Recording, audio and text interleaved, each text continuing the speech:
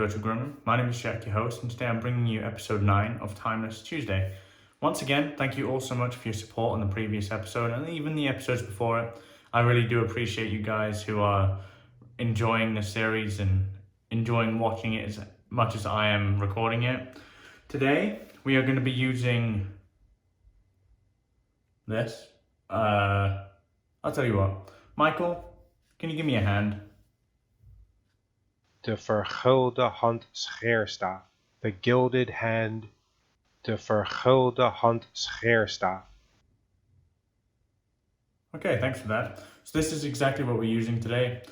Bit of background on the company. Founded in Amsterdam fucking ages ago in 1554, which means they've been in business for over 460 years.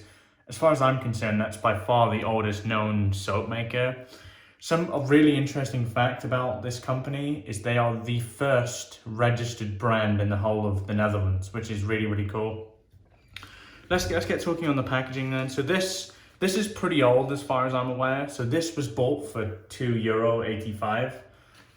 I've recently had a look and it's much more expensive than that now. It's €7. So it's almost tripled in price. Inflation, you gotta love it. You get this nice cardboard box, which, you know, is what it is. It has all the ingredients in Dutch, so I can't read it. No frills, decent packaging. However, the stick, there's also a soap version of this. And once again, I'll show you an image just here. So yeah, the soap version is what it is. I have the stick. The stick, I actually really like this packaging. There's a really sturdy plastic there, which, you know, I think can probably take some battering, quite frankly. The way it's held inside is really cool as well. It's not gonna fall out. It's held pretty solid there. I absolutely have no complaints about the packaging whatsoever. I actually think it's quite good the way they've done this. The scent. The scent is quite similar to Toja for me. I actually really like the scent of this. It's very clean, it's very soapy.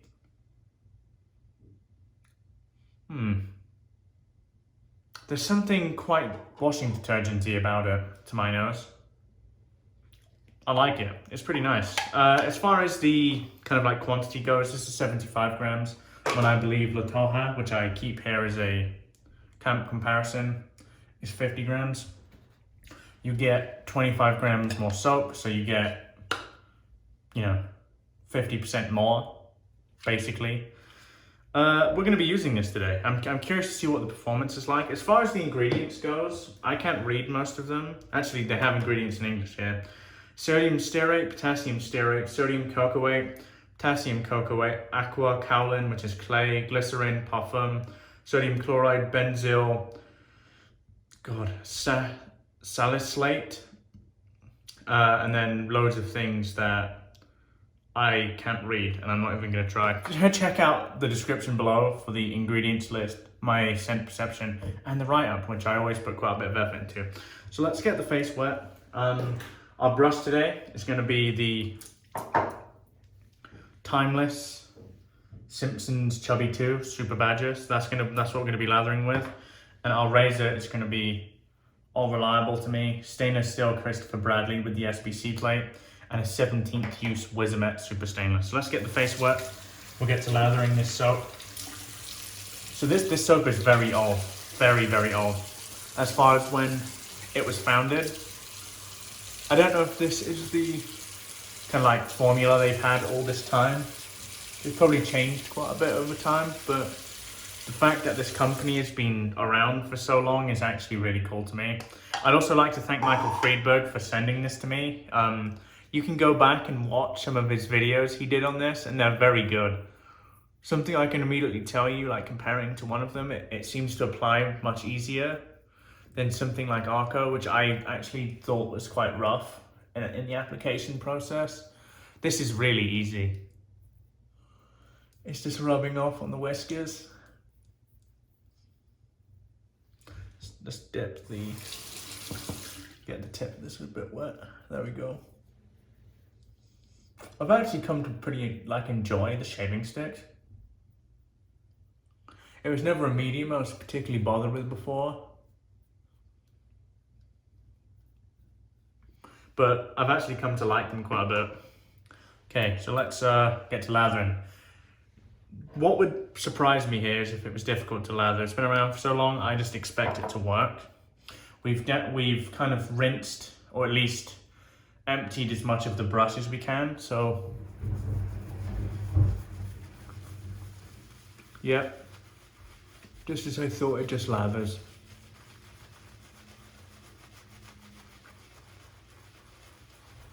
Starting out quite frothy.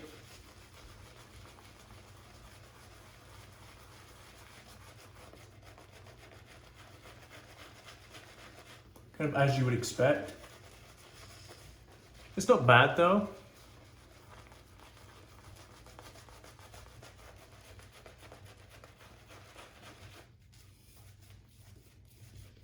Something's definitely happening.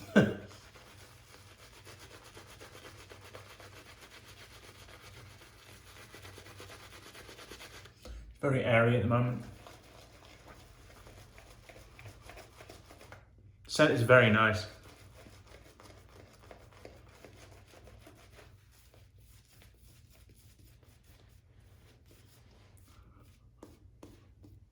The lather's pretty airy at the moment.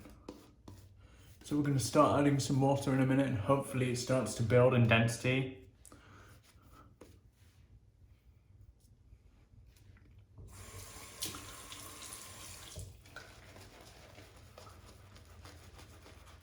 Just add a bit of water. It might work similarly to Mitchell's wool fat.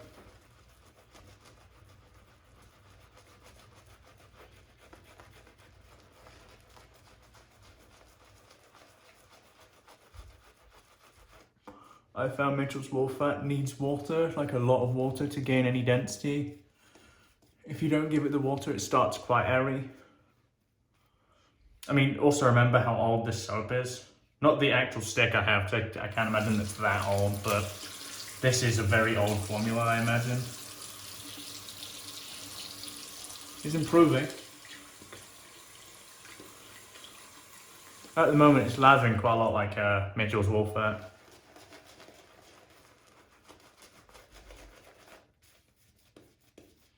We're going to keep giving it water and seeing kind of how it develops.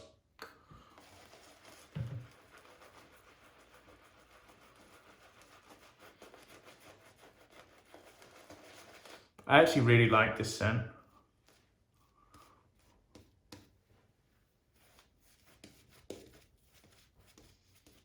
There's something really, like I said at the start, like washing detergent-y about it, which isn't a bad thing. Like, it's a pleasant scent. It's definitely not unpleasant at all.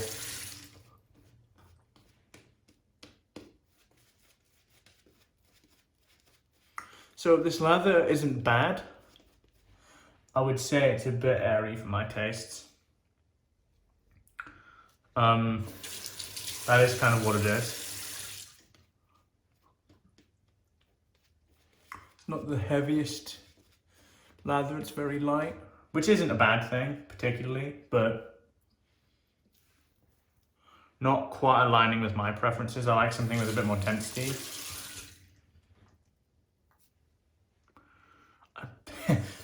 I've said this a lot of times so far. Loads of density isn't necessary. I just find it fun.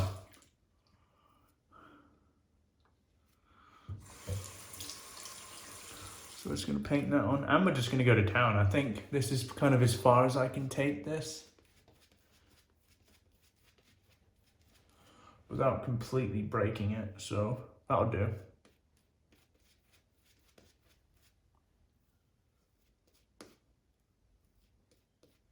I'll do. Okay. Let's shave with this. I'm going to try and do it now. Die Vergulde Hand. Die Vergulde Hand. Let's do it. Slick.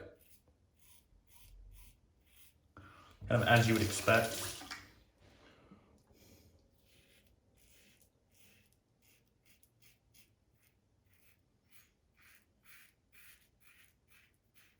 Better than adequate slickness. I'd say it's actually got good slickness.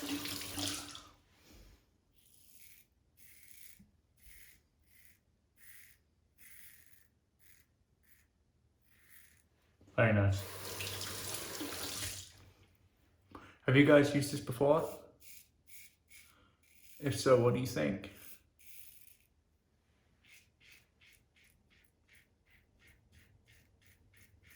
I'd actually compare it a little bit to Mitchell's Wolfat. Not in performance, I don't think it's as good as Mitchell's Wolfat personally.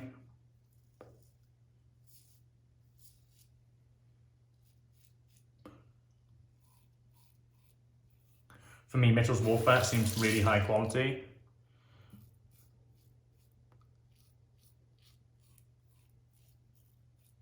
This feels a bit more like a utilitarian soap, which is fine because it gets the job done, you know. Can't really complain. It's got great slickness.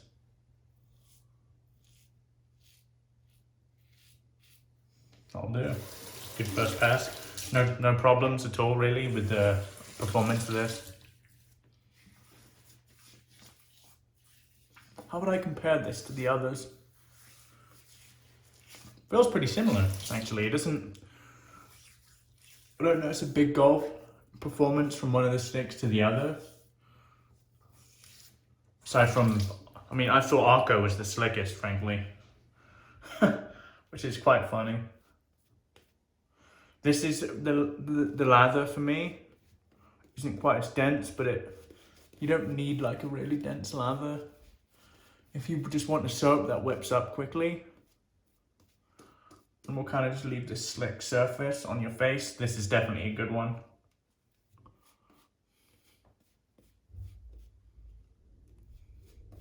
Is it as slick as something like Aqua for me? It's probably not. But it's definitely more than slick enough.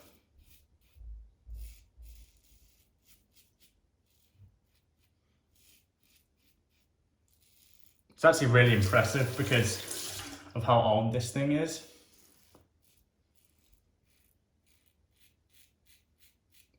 To think that most men in the 1500s was shaving better than most people do now. It's quite funny.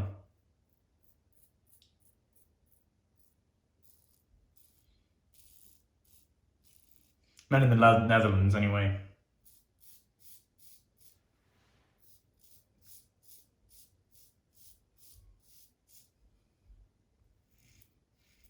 Very easy.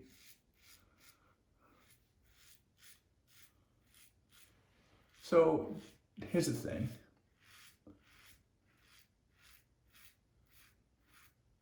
Like I said to you guys, if you've used this, what do you think of it? I think it's pretty damn good, actually. Like, I have absolutely no problems with it. Aside from the lather density. But I don't find the lather density takes away from the shave too much.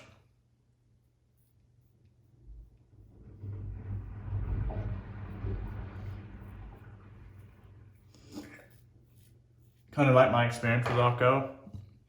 Although I prefer like a higher lather or like a denser lather, the fact that it doesn't give me that doesn't really take away from the shave. You know? And I do think that's important to say.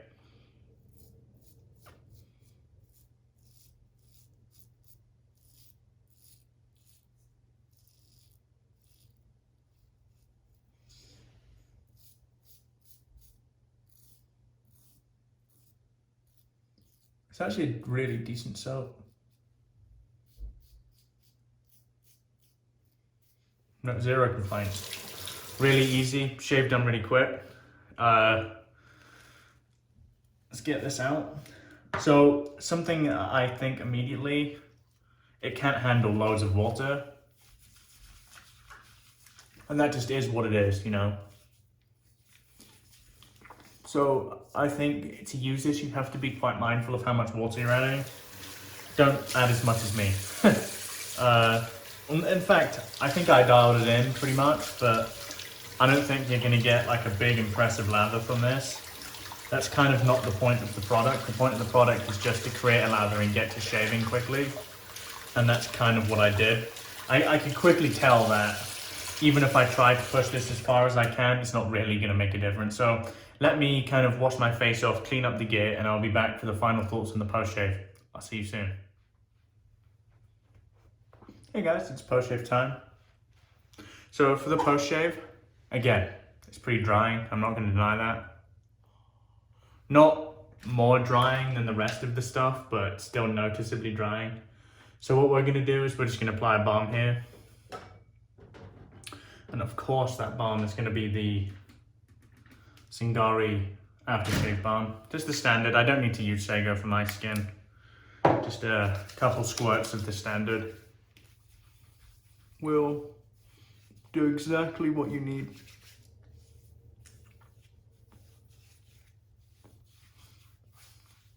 Very nice.